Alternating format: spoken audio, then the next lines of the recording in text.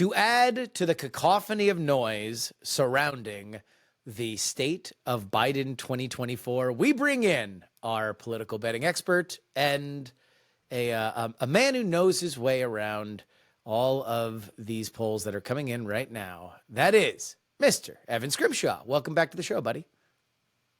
Thanks for having me, man. I always appreciate doing this.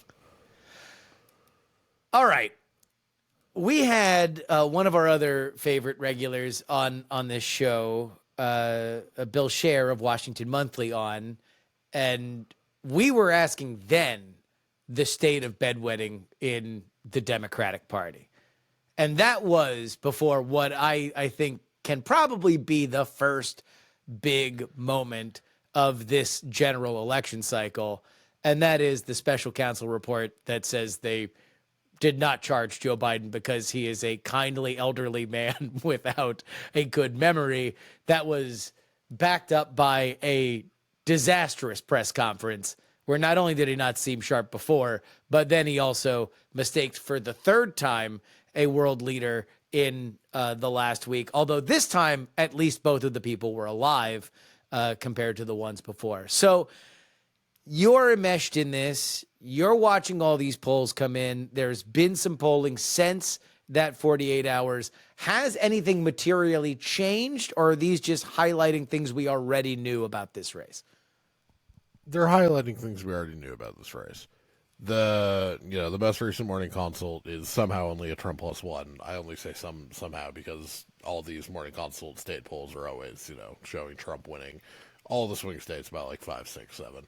But nothing is materially changing in the national race. Everything is sort of congealing to this point where Biden is, down a point. I think he's down 1.2 in the RCP average right now.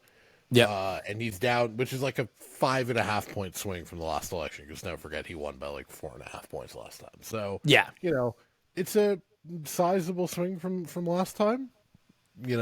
A lot of undecideds left, a lot more undecideds than there normally are for, what is a rematch election where both sides are running a nominee with, 99% name ID. But yeah, I don't think it highlighted anything we don't know. You've seen people, on both sides sort of make the point that like Biden, a lot of people think Biden is senile or, sort of losing it. The question is not whether or not Democrats can convince, independents and swing voters that Joe Biden is actually like mentally sharp. It's whether or not that stops voters who voted for him in 2020 and voted for Democrats in 2022 in all these swing states to be like, you know what? I really don't like Donald Trump, but Joe Biden, I don't trust. But Joe Biden is really, really old, and he's asking for quite possibly the most stressful job in the world for 4 more years. The problem with all the like people who defend the Biden age stuff is that like I totally think it's wild that Americans considering an 81-year-old man, an 82-year-old to the job. Yeah, like I think it's insane. Like I have I have the same concerns about his potential. Like 2027 and 2028 might be really bad if Biden yes. I am a Democrat. I am a liberal. I have these concerns too. The problem is that the GOP are nominating Donald Trump, and there's no available option for Democrats where I can go, yeah, okay, get rid of Biden for X. You want to know what? I was thinking about this today. You want to know who nailed it? Of all people, Saturday Night Live, like a year ago. Do you remember that sketch where it was like a haunted house sketch? Where it was like, well, we can't have Biden. And then it just went through in these various different spooky horror trope kind of ways, all the other candidates that, Beto and Kamala and Hillary. And then eventually they just settle back on Biden. That's kind of where we are. Because the one thing that has happened throughout the last 72 hours is, and in places like Meet the Press, where you're having Kirsten Welker ask Biden campaign co-chairs, hey, there are reports out there of donors asking when are other people going to get in? And that's always been the biggest question here. Is it's not that anyone in America by the polling believes that Trump versus Biden is the best matchup. It's just that there is absolutely no consensus on what the alternatives would be. Well, and Kamala Harris, Gretchen Whitmer, Gavin Yeah. Newsom all poll worse against Donald Trump than Joe Biden does, which is the hardest thing to square with the idea that Biden is polling badly because of his age. Because if it was just his age, Yeah. that was a singular drag on Democrats' ability to win, then you would think that Kamala Harris would consistently poll ahead of him. In every poll released in the last 12 months that test both those people, Biden does better than Kamala. So that doesn't seem really to suggest that the age is the issue. Or Biden just picked the worst VP possible. I mean, But Whitmer there doesn't is do better unless it's a poll of Michigan. Newsom has been a historic underperformer anyway, so I don't know why anyone thinks he would be a good solution to this problem. Like, if they're like that, this is the problem with the get rid of Biden. Because I've got people in my life who are like, "What are Democrats going to get rid of Biden? They absolutely need to get rid of Biden. You need to write a column saying they should get rid of Biden." And my response is, "Okay, for who?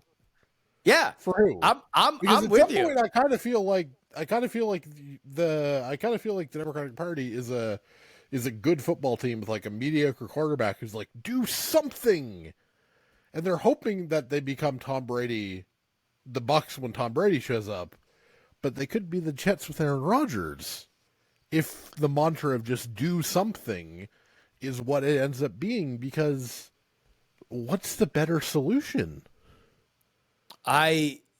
So all right.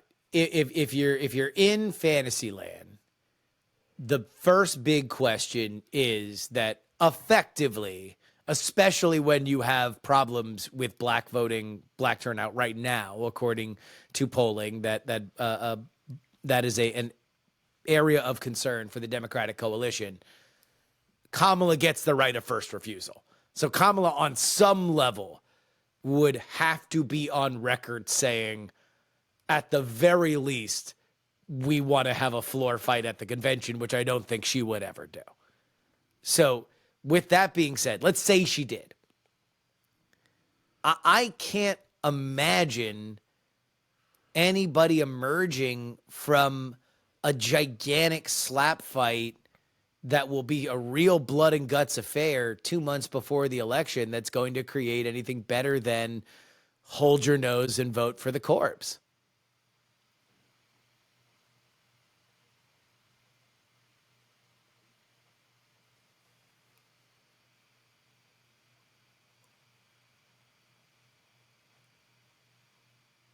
Evan, you there?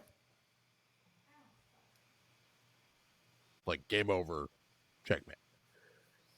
Kamala has to be on the ticket. What would she accept staying as a VP to some other person? No, probably not. She would want to be the P. Doesn't seem like she polls very well. Yeah. Like, a lot of these governors do well, but I mean, look at what happens when these governors leave their states. There's a reason why, outside of Romney, Bush was the last like governor to be a major party nominee. Like, governors just don't produce good national candidates anymore. Yeah, I think the argument from the Democratic side is that none of these, Gretchen Whitmer, like there is a big Whitmer hive online, as I'm sure you're aware. The argument would be, if she gets a national run, there will be more of an audience for her. Strong woman, she's going to play in the suburbs, which is the big weakness for the Republicans in this cycle. But I don't know. There's a lot of hopes and prayers there. There's a lot of, we've never seen it before. But then again, we never saw it before with Biden. Biden was the historical loser on a national level before he wasn't. True, but he at least got through and won a contested primary in a way that no one at this point who would be stepping in for him did. They would be completely untested to the media scrutiny level, and they'd be completely untested at anything regarding this scale. And the problem is Greta Whitmer, Yeah. who, has been a great performer in Michigan. She's gotten to run against two bad candidates. Oh yeah. Like, No, the really bad the Michigan GOP is a tire fire. Like they are Right. bad. And like, so cool. She's put up great performances against two like functional jokes. Yeah. Like, let's just like we can't just assume that she would go and do it. Yeah, I mean, there's a little bit of the kind of DeSantis arguments against her, where it's like okay, well, she overperformed in a place where the opposition party is absolutely unorganized and doesn't have any money. You should be winning by that. I think for DeSantis, he won by big historic margins and won places that normally Republicans don't win no matter what.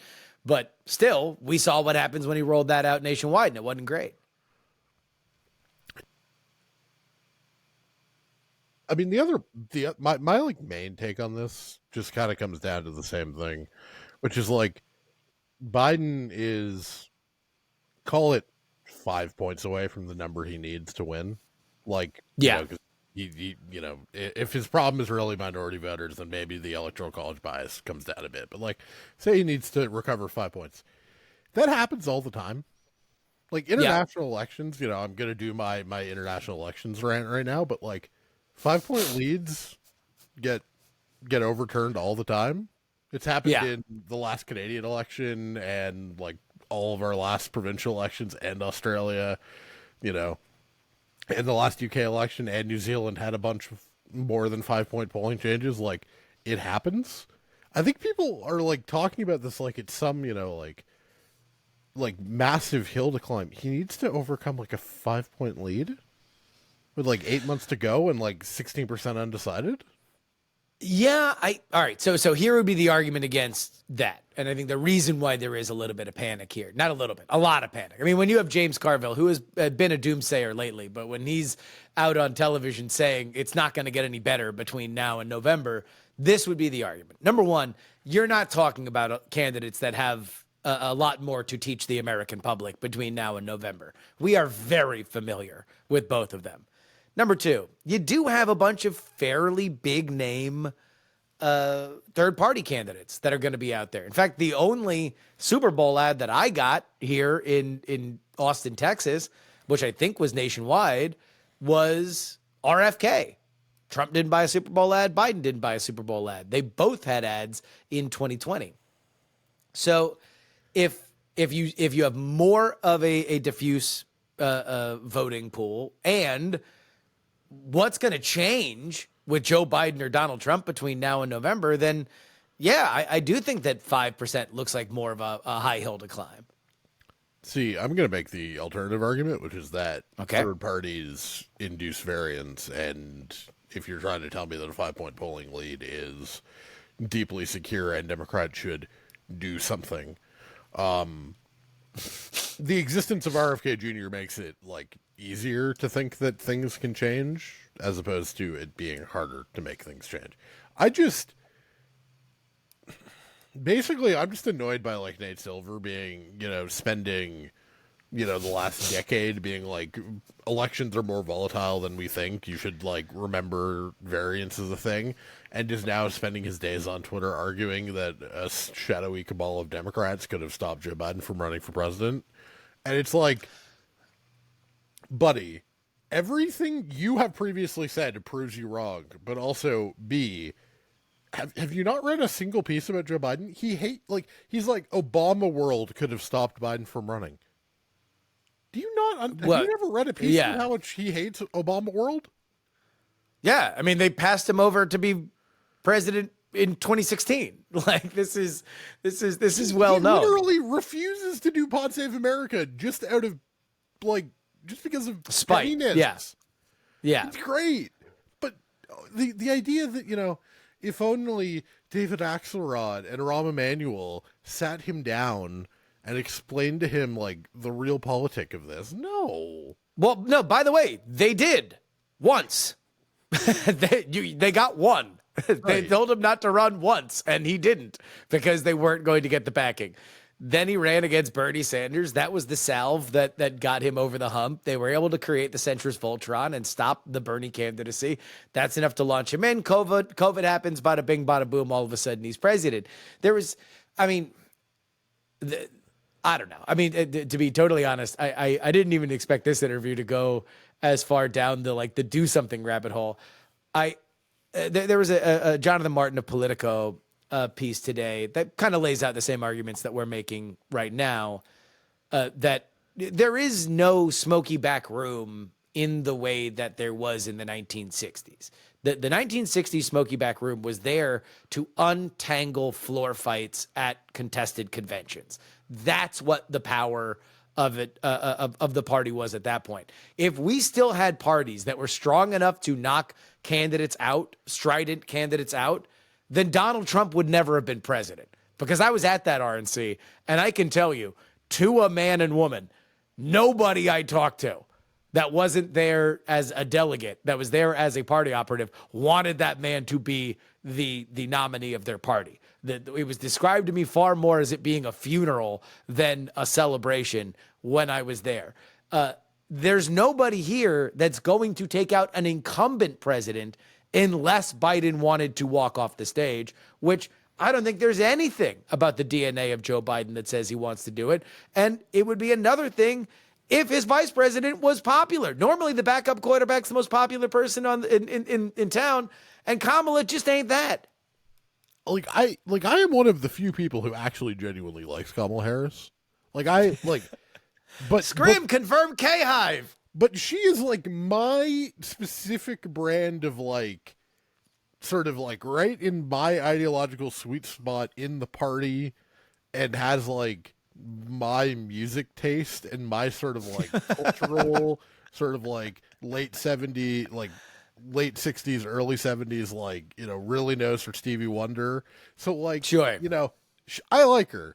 I can look at polls. I am not I am not going to pretend that my liking her means that she is somehow popular. And this is the thing that gets me, is that all of the people who are oh, what if we did this? It's cool. It's not going to happen. At some point you have to live in reality, and all of this time and effort being spent on this is just cool. So it's time that cannot be spent on advocating for a Biden reelect, right? All of the teeth gnashing, all the TV appearances that these Democratic surrogates do, you don't get to talk about the reelect because we're giving quotes to places about Biden's mental fitness. I pulled up the New York Times app last night looking for something else, and first 4 of the first 6 stories were about his age. Democrats just have to stop engaging with this topic. The way they handled this, I thought was on Mars. I have no idea why. Look, you won. This reminds me of the same stuff that happened with the Hillary Comey thing. You won. You didn't win the way you wanted, but you won. You're not going to get charged. You can draw the line. You can say, I didn't get charged. Donald Trump got charged in Biden's case. Did it happen with exactly the way you wanted? No. But guess what? You can either highlight the thing that is advantageous to you and move on with everything else, or you can now spend over 72 hours making the cycle about how you're mad. They deployed the full battery of surrogates onto the Sunday shows this week to argue about whether or not the special counsel was mean, was out of pocket. This does nothing to move forward the idea that you believe in justice, whether or not it's good for you, and Donald Trump wants to weaponize the Justice Department. This only highlights the fact that people are going to think about the one thing that is obviously true, that he's not as sharp as he was in the past. I have no idea why they have engaged with this kind of petty fight, and it makes me wonder about the capacity of the campaign going forward. To me, that's the biggest takeaway here, is when you hit a pothole like this, and this, to me, it wasn't even a pothole. This was a win. Come out and say, yes, this underscores the idea that we didn't get charged. Donald Trump got charged. He's unfit. We're fit. Moving on. Let the Republicans, let the right-wing machine scream and yell about kindly old man. That's fine. But if you're giving voice to it, this is oxygen that you are feeding into the room. And of course, like every Republican, like all of the details of like meetings with Republicans from Mitch McConnell or Kevin McCarthy or whatever have always said that Joe Biden is sharp, right? Like they have never, we haven't come out of an Oval Office meeting with, these Republican leaders and been like, Joe didn't know what he was talking about. Just put out a press release. Just put out a press release basically pointing that out, saying Yeah. you disagree with his findings on that, but you agree, but you are happy that he did not charge you because Joe Biden did not commit a crime. Cool. Move on. The problem is it became a 4-day fight going into the Super Bowl weekend, and it's just like it came out, what, Wednesday, Thursday before Super Bowl weekend? Yeah. You literally, the Thursday story could be dead by now.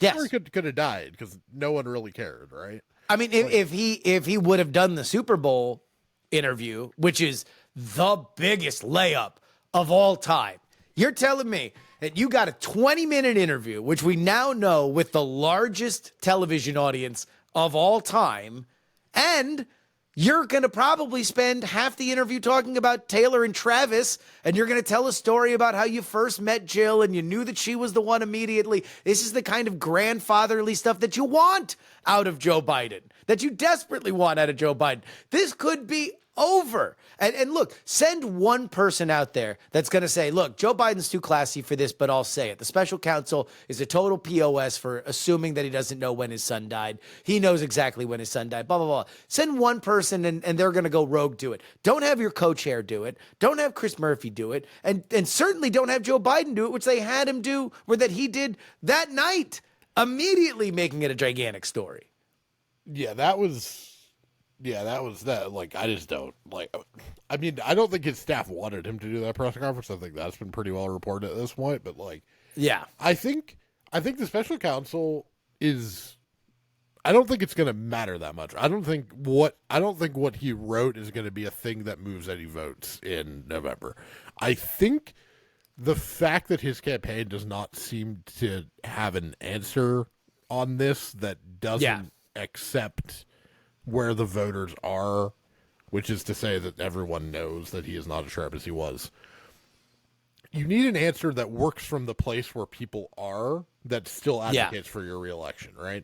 The answer to this is not to say Joe Biden is actually just as sharp as he was in 1988 or whatever. It is to accept the argument and to say Joe Biden, can still do the job. He is still fit. And he's not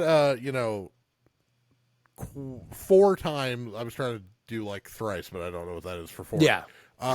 He is not a quad indicted criminal who's going to spend his entire year on trial. He didn't, overturn your woman's right to choose, and he didn't, foment an insurrection, and he doesn't want to, let Russia invade Eastern Europe. Like, you need to move on from the age thing to get to your actual argument, because we know that voters do not like Donald Trump, and we know that voters are ready to hear an argument against him, because this argument just somehow elected Democrats a one seat increase in their majority less than 2 years ago.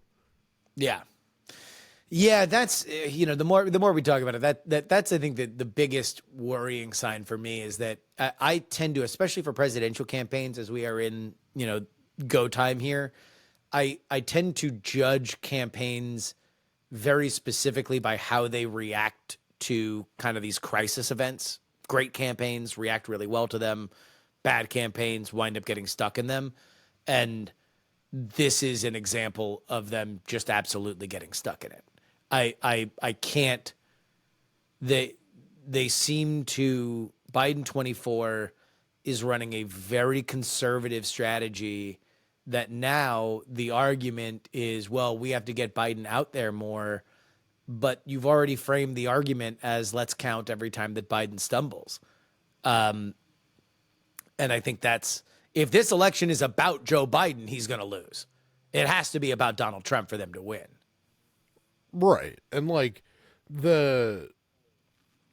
know that running against Donald Trump has been an effective message for Democrats. We know running against the Dobbs decision running against January Yeah. 6th. We know that it has worked in Georgia and Arizona and Michigan and Pennsylvania and, even Tony Evers one in Wisconsin. Like, we know that the swing states are ready for this argument, but the Biden campaign refuses to move on to an argument that we know works. And Yeah. Biden is a constraint. He's there, whether you like it or not. Yeah. Move on. Figure out how to win with the guy you have instead of spending so much goddamn time on a thing that you don't. Because the only way that a 5-point deficit or a 5-point hill you have to overcome becomes unmanageable is by refusing to live in a reality. That's what makes the 5-point lead and irreversible. We saw this thing with the border bill, right? Where the border stuff gets tacked on to the foreign aid. The Republicans spike it, and then there was stuff the last week where it's like, oh well, people according to polling, people blame Biden more than Trump for the border stuff not passing, and Democrats are upset about it. It's like, I can't even count how lost you are if you're worried about that. Number one, yeah, the buck stops with you. You're the president. Things pass or they don't pass because you are in charge and you control the presidency and the Senate. And number two, why are you worrying about the border? Like, you're not, if we're talking about the border, you're going to lose. You are not going to own the border argument at all, ever. This is, if you win the presidency, you will win in spite of the border and crime. You will win because of issues that the swing states care more about than those issues. It will be Dobbs. It will be democracy. It will be these things that have won consistently over the last few years. If you're chasing being on the right side of the border, come on, man, what are we doing? The way that you win elections is not by doing slightly better on the other side's issue profile. It's by changing the issue profile to something that's more favorable to you. This is like fairly consistent sort of like smart campaign stuff, which is you make the campaign about the thing that you want to be campaigning about instead of, because if you are letting them dictate the agenda and the message, you're going to lose. It's consistent that's how you do it. And the thing is that, like, if you look at the swing state polls and you mostly ignore it, like, you have to ignore the morning consult Bloomberg stuff for this point to be true, but Biden is doing better in most swing state polling. Not so much in Georgia, but certainly in Pennsylvania, Wisconsin, he's doing very well in state-specific polling. So clearly, like, there is some signal there that Biden will do relatively better in those two states than he does nationally. Okay. Arizona doesn't seem like that would be, like, the hardest lift for him to win that. Like, there is a path, even if we think, Michigan's going to be wonky because of, Gaza and, some of this reporting that Georgia is not, going well for them. Although I think that's just the black community is not activated yet, and they've got 9 months to activate the black community there. But, like, there's still, like, there's a very, like, easy path here. There's a path here that requires, massaging. Obviously, I'm not saying he would. Yeah. Like, if an election was today, Joe Biden would lose. And I'm not denying that fact. But, like, there's a fairly, easy path here. Pennsylvania, Wisconsin, Arizona. That's an electoral college majority. Even if you lose Nevada, Michigan, and Georgia, doesn't feel like that path is very hard, but it also doesn't feel like the Biden campaign is doing things to really strengthen and optimize that path. And if this isn't going to be when they start to dig their heels in, can we start soon, please? Yeah, that's the big question for me. Is this feels, and this is part of my priors of reading books about the 2020 race, but the argument with the 2020 race was Biden has a very insulated core, and the more pressure that comes on, the more he only listens to less and less people. And, there was a lot of hand wringing about the basement campaign, but it wound up paying off for him. the question now is that circle going to get tighter sooner, and are you not going to see a very dynamic or well-run campaign? And right now, I don't see a dynamic or well-run campaign. Doesn't mean it can't come along.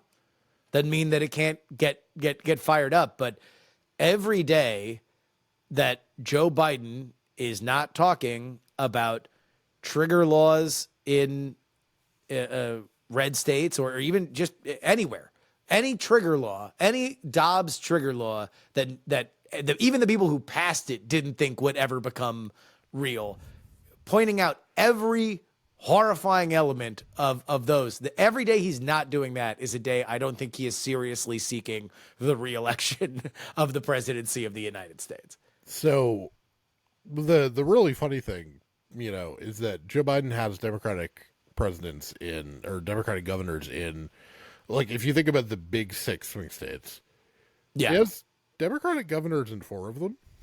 Mm-hmm.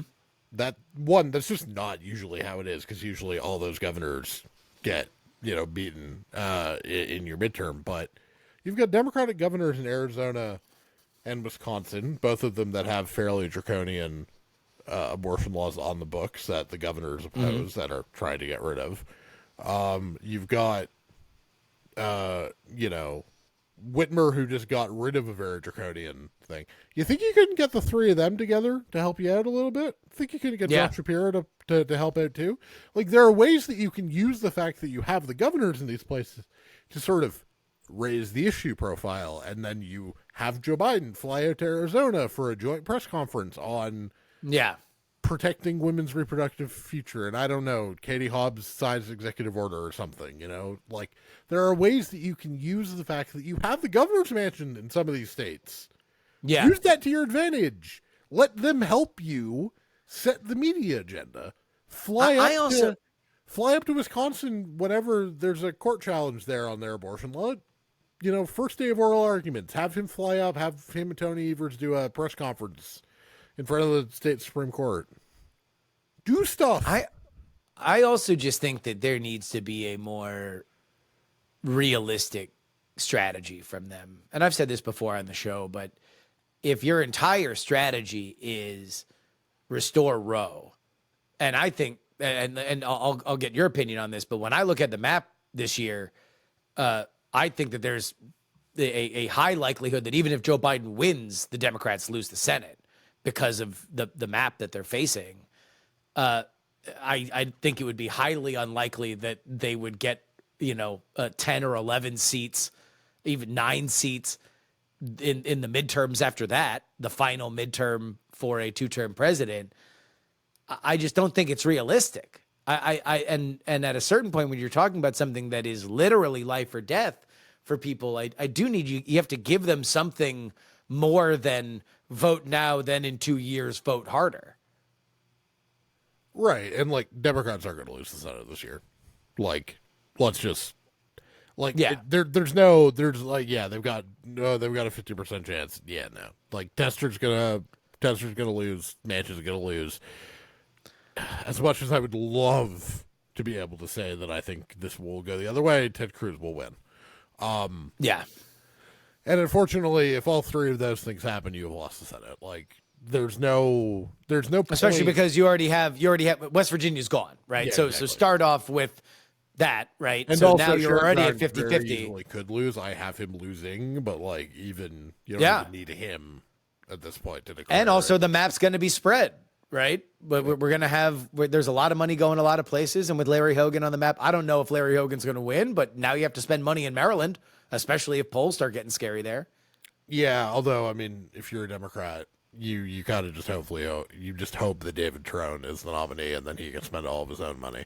But no, I legitimately think he is going to win. I legitimately think he's going to win that primary now, just because Democrats are like, actually, you can self-fund your way to a general election win, and we don't have to worry about Larry Hogan. But yeah, no, the Democrats aren't winning the Senate. They need an answer on abortion that isn't just the Republicans are mean.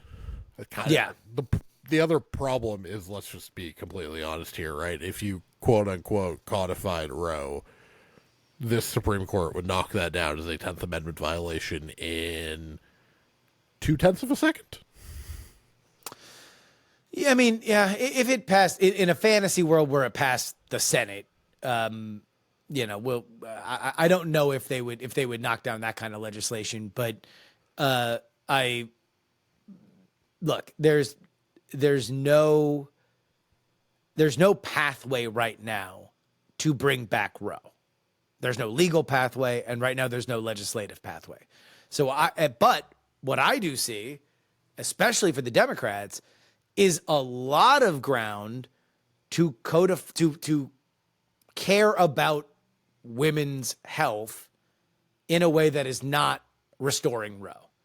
And if you're spending your time on the border and you're spending your time on foreign aid, which look, I don't know how many Democrats are going to go to the polls and vote for Ukraine in November.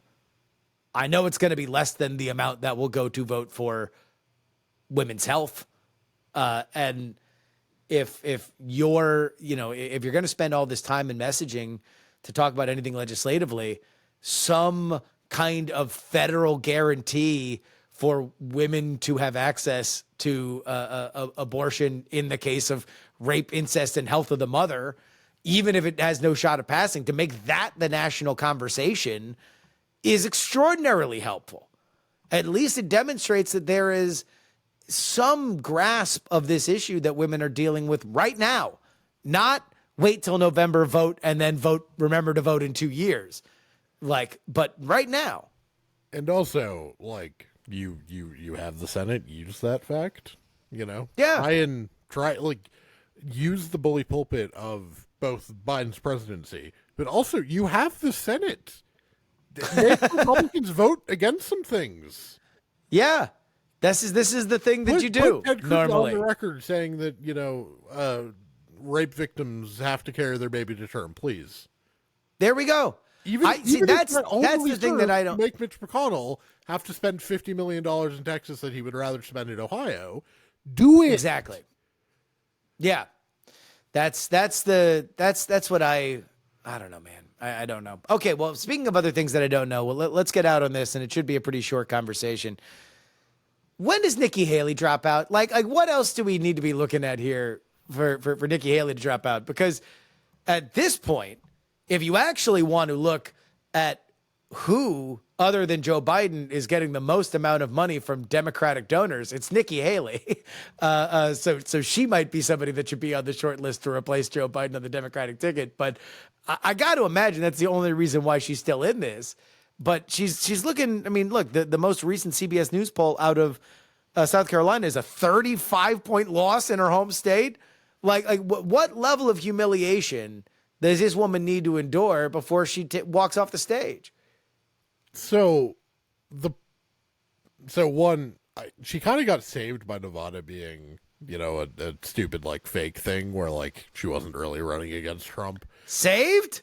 She lost to none of these candidates. That's humiliating. But because she wasn't running on the same ballot, no one was paying attention.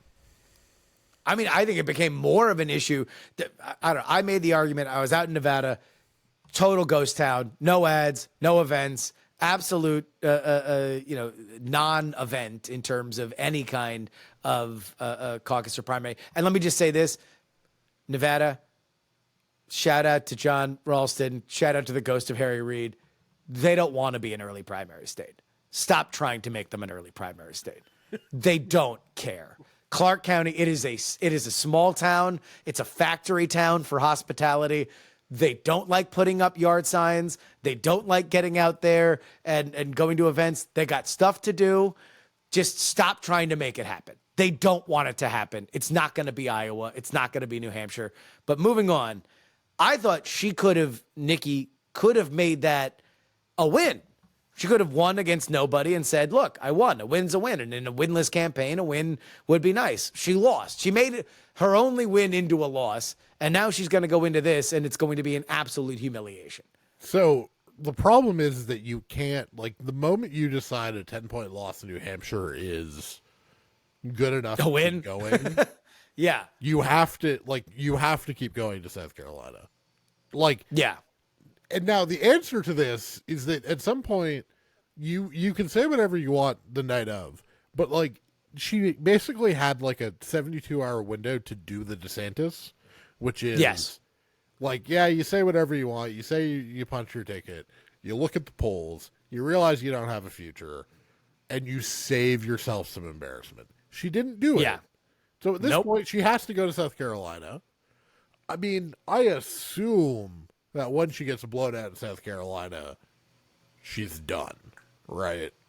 She better. She's be got for her enough own money sake. to be in Super Tuesday. So, I mean, I guess the argument would be if she's like, well, it's all about the delegates. Well, then I guess you wait until you get blown out in Texas and California, because at that point, the delegate argument will be done as soon as she gets blown out in those two states. And that's on Super Tuesday. She's not going to make her way back from that. Right. But I mean, Like she's not there's even no the most- mathematical argument. Like there's no argument now, right? As we speak, there's no argument now. But there was no argument the second that she didn't win New Hampshire. Exactly. Exactly. And that's why I was shocked that she stayed in. You know, but I think, I forget whether it was on a stream or on the podcast. I was joking because she's like, well, I have some news for everybody. New Hampshire is the first in the nation, not the last in the nation. And I figured she's just going to roll out, you know, that for each state she loses. Like, you know, this is not, it's the first in the South, but it's not in the East, West, or North. Like, and she's just going to keep going as she loses. So we do have to say she is not the most embarrassing person currently clinging on to a no-hope presidential bid. Okay. Who's that? Dean Phillips, what are you doing, buddy? You lost to Marianne. You lost to Marianne. How do you lose to her? How do you lose to like Crystal Healing Lady? You are a sitting congressman, dude. How do you do this? Yeah, you know, and I think Dean, who I saw live, is a nice enough guy. He was a good earnest. He's kind of running a Ted Lasso, we can all do this, what if we were nice kind of campaign. The problem is that he was the only dude to raise his hand in, you know, as we are now seeing behind the scenes, a very popular conversation as to whether or not Joe Biden should be the nominee. He was the only dude who wound up stepping forward. He gets the full blunt of the venom and invective from the Democratic machine. But yeah, I think it's a wrap for him. The problem is he's rich, right? So he's getting soaked by campaign machinery. Yeah, and I think part of it's that he just wants to go back to being a rich guy. I think he's just sick of Congress and he's using this. I mean, we always said that, like, you know, he was running a weird campaign because he was explicitly trying not to win the nomination himself, but he was explicitly trying to create a nomination. Yes. Yeah. And it's just very funny to see someone be that explicit about what they're trying to do in a campaign. But no, like, dude, you gotta. You got. Well, yeah, he was looking to embarrass 17% and go out, I think, slightly less embarrassingly, but he was looking to embarrass Joe Biden in New Hampshire, and it was because the Biden team made their own mess in New Hampshire with trying to reorder the primary schedule, and so they had to do the write-in stuff, but you couldn't do it. You couldn't do it in New Hampshire. Turns out Joe Biden is a popular president there, or at least the nominee, more than you were, and that's just it. So, yeah, I mean, at least there is a Don Quixote element to Dean Phillips that I find a little bit more endearing than Nikki Haley, who is always such a political operator that I guess that's what unsettles me about Nikki Haley, is that she is to a fault craven politically. So I guess I just can't square where she goes from here. I also don't understand why she's like, you know, I honestly don't even know what the controversy was because I've tapped out of paying attention to that race. But I guess Donald Trump said something mean about her husband's more service record or something? No, he just asked, "Where's her husband? Where's her husband?" That's Okay, so it was even less. It was even Yeah. more a fake attempt to gin up something. Okay, cool. But like, yeah, because then her answer was, "Well, he's serving," and then it gets, especially on the right wing circles, it's whether or not she cheated on her husband while he was deployed and blah blah blah. So but like, okay, cool. So you're attacking him for this. Okay, so you're just gonna like you know that you're endorsing him in like less than a month, right? Like you do understand that like within the next 6 weeks you will be endorsing Donald Trump. Maybe think about that when you're planning your I mean, campaign. is she though? I guess like, But she's is so it in craven. What's the play? alternative? Is Nikki Haley DNC Night One speaker? Is it out of There's play? no way Nikki Haley has enough principles to do that. Well, I mean, I think they're exactly the opposite. I think she has a flexible principles that it's exactly why she would do that. Donald Trump is an existential threat to America. Yeah, but I the second know. you do that, I you can't worked be with the him. 2028 Republican nominee. I think this is what vexes me about her, because you would think, yeah, you want to know what? Hang it up, reload. Congratulations, you were the not too hot, not too cold porridge of Donald Trump alternatives in a cycle when the Republican electorate wanted Donald Trump. That was that. Congratulations, you lasted to the end. Good for you. Hang it up, run in 28. But I think she's materially damaging her ability to do that now, especially since her campaign is pretty much bankrolled by Democratic donors at this point. Yeah, for sure. I mean, maybe she tries to primary or maybe she tries to run for Senate if / when Lindsey Graham decides to retire. Like I don't know what she's doing.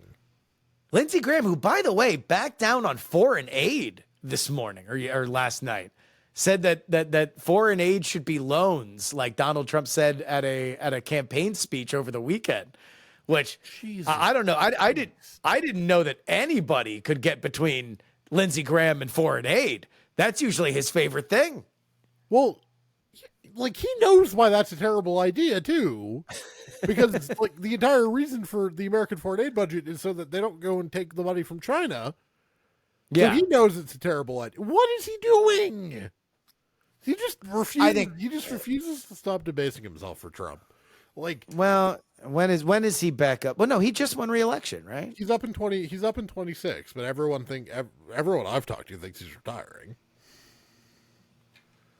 Oh, really? Yeah. He's not going to run again in 20. That's what I've heard. Obviously, things could change.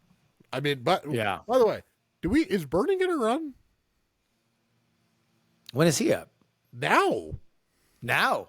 I mean, I would assume so. He hasn't announced. I think it's him and Sinema are like the two people who haven't announced. Do you think she runs? Oh God, no. She raised like less than $1 million last quarter. Yeah. It seems like she's ready to just, go run a winery in Sonoma. She's gonna go consult for like 4 K Street things and make like $12 million because of all the tax breaks that she kept in for them. She's gonna live her best life, and she's gonna be really sanctimonious and give 2 interviews a year. And every resist mom who donated to her in 2018 is gonna want to throw things at their television. It's gonna be great. I forget who I was talking to, but that feels like throw the bank at her if you're Fox News to get like God. the token Democrat or liberal who hates Democrats, because she'll throw bombs. Oh God, yeah, that'll be so fun. Oh, please let her do that. Oh God, That would be I think that would be good television. Imagine her on the 5, her next to Jesse Waters and Judge Janine. oh, that'd be amazing. Wearing a crazy hat. Oh man, it'd be great TV. It'd be amazing. Think of the outfits. Would be fun. Just every part of it. Oh, that'd be All right. We did Nikki Haley. We did the Senate. Yeah, I think that's it. Anything else that you've seen? I mean, this will already be done by the time that the episode comes out. But who do you have in New York 3? Democrats. I don't feel like Swazi. super strong, but like, I don't know, Dems by like 5. The fact that there's a snowstorm on election day is making me feel a little more confident in that. But yeah, like they're running the former incumbent. Like Long Island's not super favorable terrain these days, but there'll be enough. If it's not Swazi, is it? I mean, because this also, if Swazi wins, it'll be his name. There's a reason I didn't say it because I've never actually heard the name pronounced. Mazzy and Swazi rhyme. That's how I have understood it. Mazzy and Swazi. Yeah. If Swazi wins, they're on somebody else. No, I don't think they would be winning right now. Yeah, if Swazi wins, it'll be whatever. If the Republicans win that seat again, I mean, like we're going to be the bed will be even more wet than it is right now for the Democrats. Like this will be, oh my God, do we need to reorient Biden's entire campaign around the border? Yeah, especially given this is working it's a working class seat, and the Democratic either argument or copium, take your pick based on your preferences, is hey, at least the actual election results are good for us, even if these damn polls aren't. Well, that argument might fall apart here if they lose tonight. I don't think they will, but I mean, every baseline historical trend, which is like when somebody gets kicked out of Congress, it's usually like a 9-point punishment for the party that got kicked out. An incumbent, the former incumbent is running, known quantity.